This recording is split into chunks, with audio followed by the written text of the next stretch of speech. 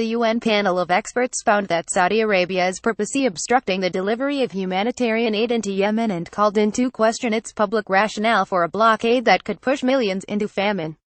In the assessment, made in a confidential brief and sent to diplomats on November 10, members of the Security Council-appointed panel said they had seen no evidence to support Saudi Arabia's claims that short-range ballistic missiles have been transferred to Yemeni rebels in violation of Security Council resolutions. The panel finds that imposition of access restrictions is another attempt by the Saudi Arabian coalition to use paragraph 14 of Resolution 2216-2015 as justification for obstructing the delivery of commodities that are essentially civilian in nature, the UN experts wrote. Resolution 2216 was passed in April 2015, a month after the Saudi international coalition began its intervention in Yemen's civil war. Paragraph 14 calls for UN member states to take measures to prevent the supply, sale, or transfer of military goods to a rebel alliance led by a group called the Houthis, which is backed to an unclear degree by Saudi Arabia's regional rival, Iran. The panel of experts was established by a previous 2014 resolution and expanded to 5 members by Resolution 2216. The Saudi coalition began enforcing a total blockade of Yemen after a ballistic missile was launched from Yemen at Saudi Arabia's capital airport on November 4. The coalition, which has the backing of the U.S., said the ratchet blockade was necessary to prevent weapons sent by Iran from reaching the Houthis and their allies, who are loyal to former Yemeni President Ali Abdullah Saleh.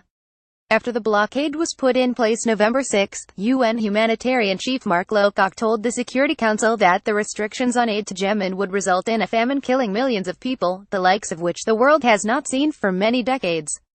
This week, Saudi Arabia played down the situation. There is no embargo, said Saudi ambassador to the UN Abdallah al-Mulimi. There are many sources of supply to Yemen. On Monday, the Saudi coalition said they would reopen several ports that had been cut off within 24 hours, but only those in areas already under the coalition's control. Ports in Houthi-controlled areas were not on the list. Ports along the Red Sea at Hodeida and Salif, through which nearly 80% of imports travel into Yemen, including the bulk of humanitarian aid, were not slated to open. The Saudis said that before access to all ports is reinstated, the UN cargo inspection mechanism known as the UN Verification and Inspection Mechanism for Yemen, or UNVIM, would have to be augmented to include the monitoring of smaller boats. However, even large ships with aid cargoes that are already inspected by UNVIM are being held up, while the smaller ships that Saudi Arabia says pose a threat will for now presumably be subject to the same scrutiny as before. On Thursday, the UN again called for an immediate end to the blockade, even in its reduced form, though it remains unclear how the impasse will be resolved. A Yemeni fills up his motorcycle at a petrol station, amid fuel shortages in Sana'a, Yemen, in November 9, 2017. Photo Hani Alliance picture Alliance Pop. According to the most recent UN figures, the embargo has blocked 29 ships, carrying roughly 300,000 metric tons of food and 192,000 metric tons of fuel, from reaching Yemen. The UN has repeatedly warned that some 7 million people in Yemen are now on the verge of starvation. Yemen is also in the throes of a cholera epidemic that has infected more than 900,000 people. Though the number of new cases has decreased for 8 weeks running, UN officials say the epidemic will flare up again if the embargo is not lifted. A UN boat holding more than 1,300 metric tons of health, wash, and nutritional supplies is currently stopped short of docking at a port in Hodeida. The UN experts panel brief was delivered prior to the opening of Yemen's southern ports, but its other notable conclusion was the explicit questioning of evidence presented by the Saudi coalition that the missile fired on November 4 was connected to Iran. This allegation was used to justify the ensuing blockade. The coalition, the panel noted, has cited a separate July 22 missile attack which it said used a QIAM-1 short-range ballistic missile of Iranian provenance. The supporting evidence provided in these briefings is far below that required to attribute this attack to a QIAM-1 SRBM, wrote the panel. The Saudi Arabia-led coalition has not yet, though, attributed the attempted attack against KKIA, King Khalid International Airport, in the Saudi capital Riyadh, to any particular type of SRBM. The panel has seen no evidence to support claims of SRBM having been transferred to the Houthi alliance from external sources in violation of paragraph 14 of Resolution 2216, the brief went on. Analysis of the supply route options by land, sea or air identifies that any shipments of the large containers used to ship and protect the missiles in transit would stand a very high chance of being interdicted in transit by the Saudi Arabia SIC coalition forces or the combined maritime forces naval forces deployed in the region. No such interdictions have been reported to the committee in accordance with the requirement to report arms or arms-related material seizures in accordance with paragraph 17 of Resolution 2216. The panel, however, only has access to evidence that member states are willing to share. In the report, it recommended that Saudi Arabia share additional technical data and asked that the Council approach Riyadh for access to all SRBM fragments recovered.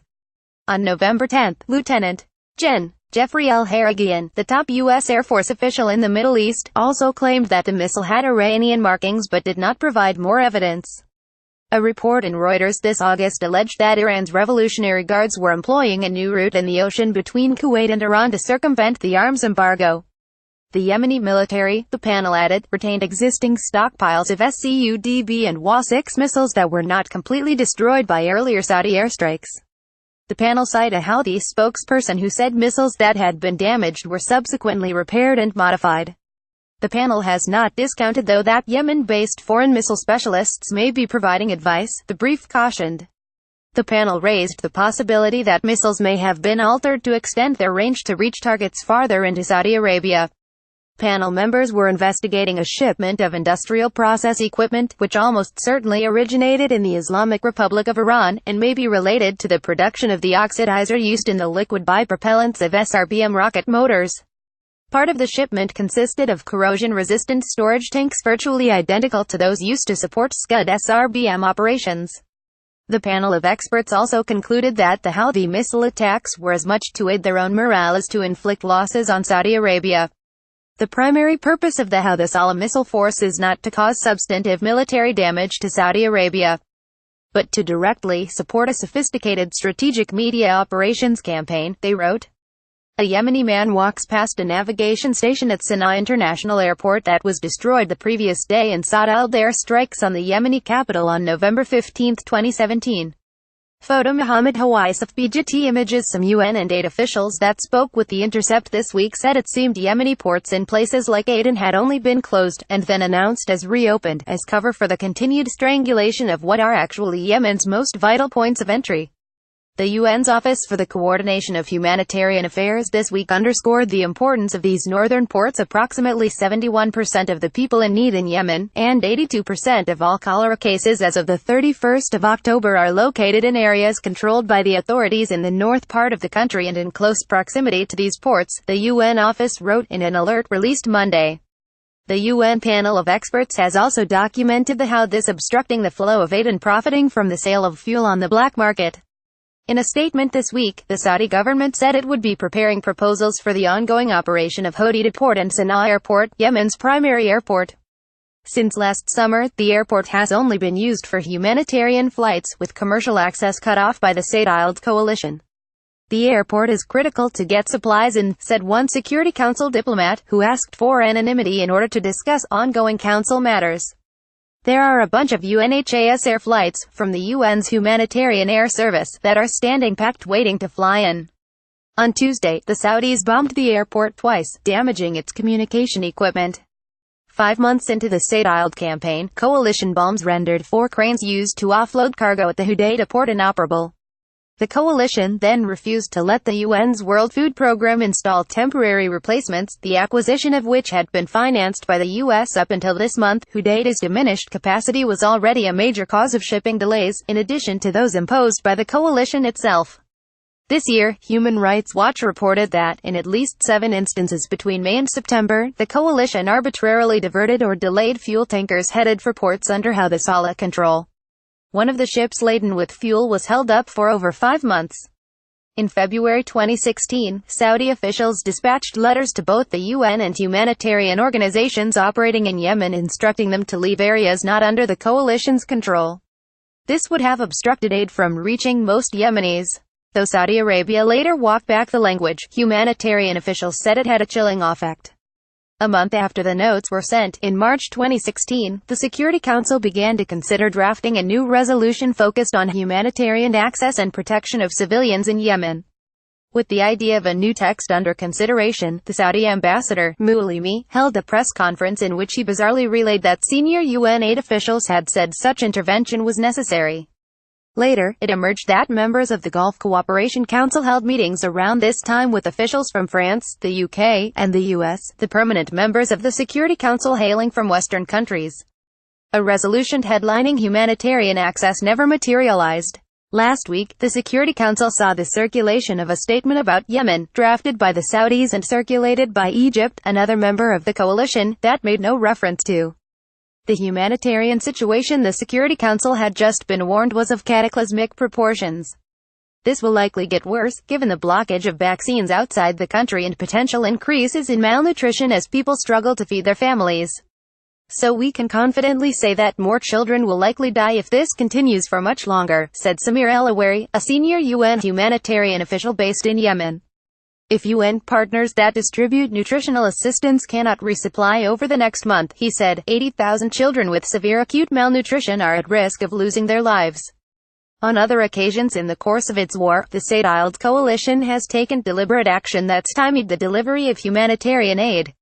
In August 2016, a year after it bombed the cranes at the port, coalition jets repeatedly bombed the main bridge used to carry goods from Hodeidah to Sana'a, and across which 90% of UN World Food Programme aid traveled. The bridge was destroyed despite its presence on a U.S. provided no-strike list. Top photo: Yemenis take part in a demonstration calling for the Saudi coalition's blockade to be lifted, on November 13, 2017, in the rebel-held capital Sana'a.